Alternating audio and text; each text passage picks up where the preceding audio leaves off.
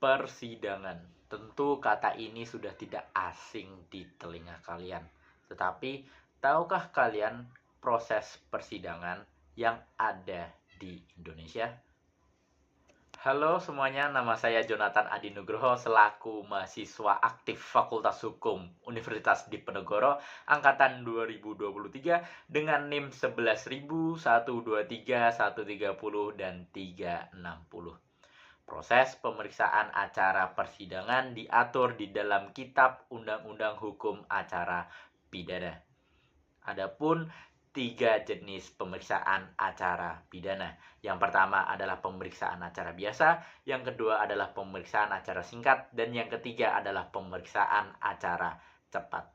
Dan pada kali ini saya akan membahas tentang pemeriksaan acara biasa.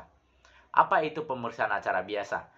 Pemeriksaan acara biasa adalah pemeriksaan yang dilakukan di persidangan apabila perkaranya adalah perkara yang kompleks dan tidak dapat diselesaikan dengan secara singkat dan juga cepat.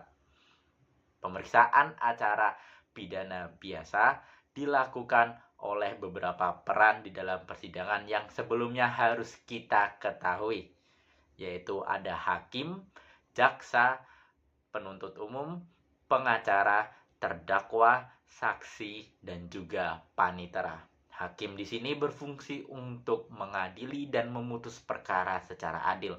Jaksa penuntut umum berfungsi untuk menuntut tindakan yang dilakukan oleh terdakwa. Lalu terdakwa adalah orang yang tersangka atau disangka melakukan tindak pidana. Lalu saksi adalah salah satu alat bukti di hukum pidana yang nantinya akan membantu hakim dalam menentukan putusan. Yang selanjutnya ada panitera. Panitera ini berfungsi untuk mengurus administrasi pengadilan, dan juga pengacara yang nantinya akan membantu terdakwa dalam membela dirinya. Adapun pengaturan dalam proses acara pidana biasa ini diatur di pasal 152 hingga 202 Kitab Undang-Undang Hukum Acara Pidana. Selanjutnya kita akan masuk ke dalam proses acara pidana biasa itu sendiri. Pertama-tama, pengadilan harus menerima surat pelimpahan perkara dan menyatakan pendapatnya bahwa perkara tersebut merupakan wewenang pengadilan tersebut. Lalu ketua pengadilan akan menunjuk hakim yang nantinya akan memimpin sidang perkara, dan lalu hakim akan menentukan kapan sidang tersebut dilaksanakan atau dimulai. Selanjutnya, hakim memerintahkan jaksa penuntut umum untuk menghadirkan atau memanggil terdakwa dan juga saksi-saksinya secara sah dengan maksimal pemanggilan 3 hari sebelum sidang dimulai. Lalu pada hari H persidangan, hakim akan menyatakan bahwa sidang ini terbuka untuk umum. Ini memenuhi asas salah satu hukum acara pidana, yaitu sidang terbuka untuk umum, yang berarti bahwa sidang dapat dihadiri oleh orang-orang umum atau publik. Selanjutnya, hakim akan memanggil terdakwa untuk masuk ke ruang persidangan. Apabila terdakwa saat dipanggil tidak hadir, maka sidang ditunda dan mengecek apakah jaksa penuntut umum sudah melakukan pemanggilan secara sah. Dan apabila belum, hakim memerintahkan jaksa penuntut umum untuk memanggil terdakwa untuk hadir di acara persidangan berikutnya secara sah. Dan apabila telah dipanggil secara sah sekali tetapi belum hadir juga, hakim tidak dapat melangsungkan proses persidangan. Hakim dapat memerintahkan jaksa penuntut umum untuk menghadirkan terdakwa lagi sekali lagi secara sah. Lalu apabila terdakwa tetap tidak hadir, maka hakim dapat memerintahkan untuk penghadiran paksa terdakwa. Setelah terdakwa, hakim, jaksa penuntut umum, dan saksi-saksi telah hadir, maka hakim dapat menanyakan tentang identitas terdakwa, agama terdakwa, pekerjaan, umur, dan sebagainya. Lalu hakim memerintahkan jaksa penuntut umum untuk membacakan surat dakwaannya. Lalu jaksa penuntut umum akan membacakan surat dakwaannya secara jelas dan runtut kepada terdakwa supaya terdakwa tahu apa yang didakwakan oleh jaksa terhadap dirinya. Dan apabila terdakwa masih belum paham atas apa yang didakwakan, hakim dapat meminta jaksa penuntut umum untuk melakukan pembacaan ulang atau menjelaskan ulang kepada terdakwa perihal surat dakwaannya. Setelah surat dakwaan dibacakan, terdakwa dan penasihat hukumnya dapat untuk menyatakan keberatan atau eksepsi.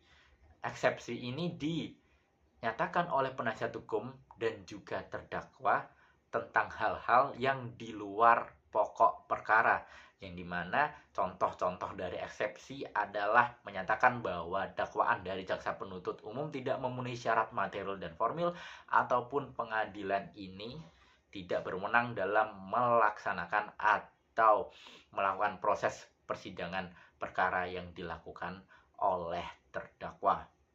Selanjutnya, setelah pembacaan eksepsi secara lisan maupun tertulis, hakim dapat menimbang-nimbang keberatan tersebut, dan apabila hakim setuju, maka persidangan akan diberhentikan, dan apabila hakim tidak setuju, maka persidangan tetap dilanjutkan. Setelah pembacaan proses eksepsi dan persidangan dilanjutkan, maka masuk ke pembuktian, yang dimana pembuktian di dalam hukum acara pidana atau hukum pidana itu ada saksi, korban, saksi ahli, lalu ada surat, ada petunjuk, dan juga keterangan dari terdakwa itu sendiri. Yang pertama, hakim akan meminta keterangan saksi korban terlebih dahulu, lalu ke saksi ahli, dan seterusnya. Dalam memberikan keterangan, saksi korban dan juga saksi ahli disumpah di atas agamanya sendiri supaya memberikan keterangan yang jujur dan juga sebetul-betulnya. Dalam mendengarkan keterangan saksi dan juga keterangan ahli, hakim selanjutnya akan memeriksa barang-barang yang lain seperti surat maupun petunjuk dan barang-barang lainnya yang terlibat atau ikut di dalam tindak pidana yang dilakukan oleh terdakwa. Lalu hakim akan masuk ke keterangan terakhir, yaitu keterangan terdakwa, yang dimana keterangan ini merupakan keterangan yang tidak wajib dilakukan oleh terdakwa, di mana terdakwa ini dapat memberikan keterangan ataupun tidak. Selanjutnya, setelah mengecek seluruh alat bukti, hakim akan masuk ke tahap selanjutnya, yaitu yang dimana jaksa penuntut umum akan membacakan tuntutan hukumannya seperti seberapa lama tuntutannya untuk terdakwa. Dan di sini juga pengacara akan melakukan pembelaan terhadap terdakwa, di mana nantinya pengacara bisa memberikan pembelaan seperti terdakwa itu seharusnya bebas ataupun terdakwa ini seharusnya memperoleh hukuman yang lebih ringan. Selanjutnya, proses ini akan terus berlanjut dilanjutkan dengan replik, duplik, dan seterusnya. Setelah proses semua itu terjadi, hakim ini nantinya akan melakukan diskusi dan juga musyawarah dengan hakim lainnya untuk memutuskan dalam perkara ini. Adapun musyawarah ini dilakukan secara tertutup.